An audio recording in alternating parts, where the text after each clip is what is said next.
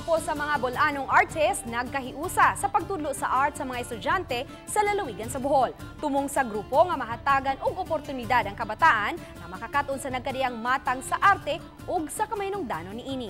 Ani ang report. Malampuson ang visual painting workshop nga gipasiugdahan sa Piskay Art Group sa isla sa Pangapasan, Tubigon, Bohol, subay sa ika-11 nga Tubigon Arts Festival.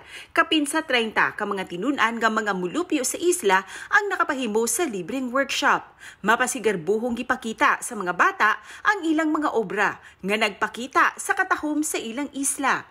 Ang Piskay Art Group gilangkuban sa mga Bolanong artist nga buot mo paambit sa ilang kahibaw ngadto sa kabataan. Gitudlo nila sa kabataan ang basic elements sa art sama sa color, space, shape, line, form, texture ug value. Ang pagdrawing ug painting makatabang sa pagpalambo sa gross motor skills sa mga bata nga moresulta sa mas maayong kontrol sa lawas ilabi na sa kamot.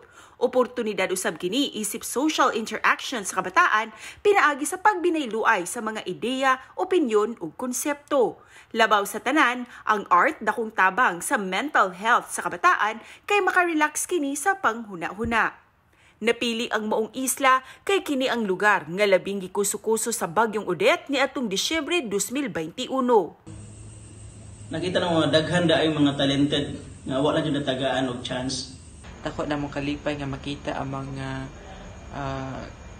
nga malipay ang mga kabataan nga mahatagan sila og igong talento og experience unsaon pag-painting, unsaon pag-explore sa ilang hunahuna sa ilahang kaanindot sa palibot. Gawa sa visual painting workshop, mipahigayon usab og exhibit ang Piskay Art Group sa Basak Food Park sa Tubigon. Mga obra kini sa mga naglangkob sa grupo, ang Piskay founder Joey Labrador, Emil Valzado, Jonathan Benjo Manigo, Francis Gulayan, Joey Pungasi Patayon, Michael Romerde ug uban pang mga Boholano artists. Samtang sa Abril 3, 2023, mobalik na usab ang grupo sa isla alang sa mural painting and workshop. Uban ni Rod Prado, Cecil Kibot Castro, Balitang Bisdak.